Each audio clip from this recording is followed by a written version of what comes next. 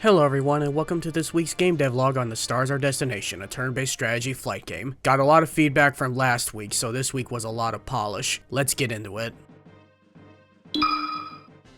I have heard the complaints about being able to phase through the ground. Try doing it now. It took some tricky code work to pull it off, because essentially what I'm trying to do is make it so that the ship won't hit the ground and not make it jittery. Now it does that. Now you can't break through anymore, even when boosting. The other big part was the ship movements. I got a couple of responses saying that the ship turning was too sensitive. Yeah, I agree. Going into the rolling scripts, I thought it was going to be daunting to refactor all this. Instead, it was just a single line for each axis. Now it's just finding the right speed float. I think it's fine, but I'm the worst person to say that in this situation. On the upside though, the turning is much more accurate to the analog stick, and I doubt people would complain about that.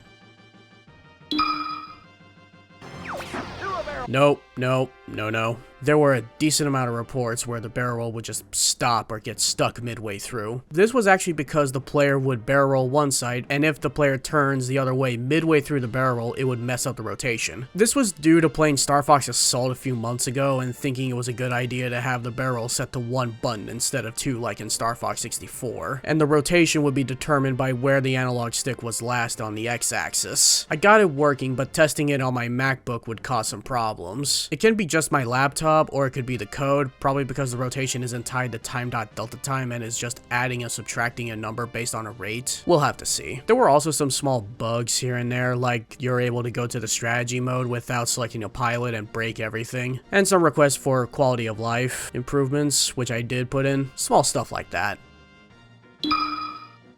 Next is to get some of the enemy AI and transitioning to contextual animations improved, because it's not the best right now. Once I have that, I might have another demo ready. Let me know what you think. Before we close out, I want to thank tons of Hun Studios, Steph Devs, and all the wonderful folks in my Discord server for taking the time out of their day to play last week's Vertical Slice and give feedback. It means a lot and it was really helpful. I really appreciate it. That'll be it for this week. Subscribe or join the Discord server if you like what I'm doing. Let me know if you have any questions or feedback. Take care of yourselves and have a good week.